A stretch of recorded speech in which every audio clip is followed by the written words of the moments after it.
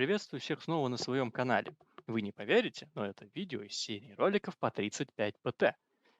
Конечно, оно должно было выйти намного-намного раньше, но я столкнулся с некоторыми проблемами. Как вы знаете, у меня на канале есть видео постройки дефолтной стратегии на 35 ПТ, и я обещался выложить видео по батальной части по 35 ПТ дефолтной стратегии. Какие должны быть юниты, когда, какие лучше сделать, в чем особенность, какие возможные варианты разыгровки и прочее.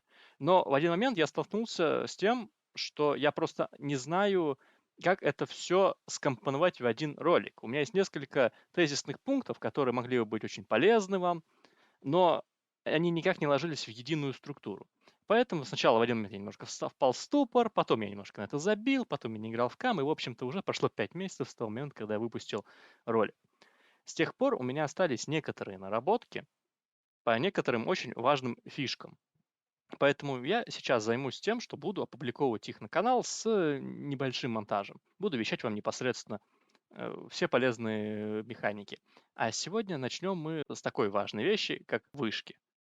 То было вступление, в скобочках оправдание, почему не было видео на канале 5 месяцев, а сейчас будет та запись, которую я уже давно сделал, но никак не опубликовывал. О ценности вышек. Как я и говорил, вышки оказывают огромное влияние на поле боя, позволяя вам затягивать игру и более удобно играть от обороны. Почему вышки надо ставить, я, в общем-то, плюс-минус объяснял и в первом видео, но конкретный пример обещалось показать здесь. Это, если что, вся та же игра, которая показывает в гайде настройку. Сейчас на дворе у нас час 02, и у нас получается следующая ситуация примерно. Только что мы заходили вот в этот город. Здесь конкретно повредили ему экономику, но были вынуждены отойти из-за сместившихся подкреплений сверху, а также из-за необходимости мне покормить своих арбалетов. Да, правда, вот можно это здесь как раз-таки и видеть. И вроде бы у нас преимущество, и нам надо его развить. Но если мы посмотрим вот сюда, у нас, наша команда, не совсем есть информация о состоянии камней. Через несколько минут, потому что они будут подносить сюда. И вот, видя вот эту армию, создается вывод, что идти сюда в атаку для нашей правой команды не слишком-то вариант. Здесь силы будут, ну, плюс-минус равны, может быть, с небольшим преимуществом. И тут я, в общем-то, решил, а может быть, стоит ли дойти мне наверх. Возможно, там тоже будет неплохой вектор. И начинаю пытаться примерно разведать в той зоне.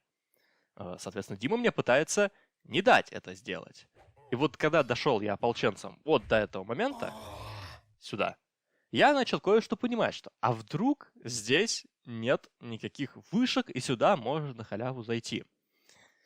Давайте небольшое прелюдия. Дима эту игру отыграл круто с точки зрения экономики, и выиграл он здесь примерно всех. У него огромная, вот просто выстроенная для 35 ПТ эко с 9 фермами, не все, правда, работают как надо, но сам как факт. Разогнанные 2-2 железа очень рано из-за очень удобно расположенных 4 железных рудников. И, в общем-то, он делал все, чтобы эту игру победить. Но вот есть нюанс. Все вышеуказанное мной заняло довольно много времени, и времени на вышек для него просто не осталось. Он решил уделить внимание другому. И, в общем-то, к чему это привело? Как только я увидел, что здесь вышек, скорее всего, никаких нету, мы решили сместиться наверх, чтобы не долбиться здесь, где у Димы уже стоит хорошая армия, и где есть вышки, которых там же куда-то что-то подносят камни. Было принято решение, давайте посмотрим. Здесь я теперь пришел ополчением и точно понял, что вышек здесь нету, и мы начинаем вдвоем перетягиваться наверх, чтобы провести атаку здесь. Обычно вот эта зона для атаки крайне неудобная. Давайте посмотрим на карту. Атаковать сюда означает сразу встретить сопротивление второй локации, третьей локации, снизу четвертой локации, но в данном случае армия Димы здесь начинает поджимать, и вы становитесь в неудобное положение, в котором вы окружены. И, в общем-то, из-за этого ставить вышки здесь особо и не хочется. Это не приоритетно, как я говорил про этот проход свой. Но когда я говорил о нем, я говорил, что его можно закрыть чуть позже, но закрывать его все же надо. А здесь он не был закрыт вот после получаса уже активной боевой игры. Это, в общем-то, послужило нам сигналом атаки именно сюда. Потому что мы видели то, что вторая локация Винниграндпа, здесь активно дерутся наверху, и, в общем-то, им совершенно не до того, чтобы здесь что-то дефать. Ну, собственно, результаты можете посмотреть сами. То есть просто заходим, доджим основную армию, которая находится здесь, блокируем ее вот просто железом. В то время как здесь численным перевесом просто выкидываем все и начинаем проносить город Дима. Собственно, вот на этом моменте игра, считайте, уже и была закончена. Да, тут внизу сейчас будет драка, будут приходить подкрепления, будет очень ожесточенные схватки. Считайте, что все примерно в ноль выйдут, но так как мы добились повреждения главной экономики противника, собственно, это и выиграл нам игру.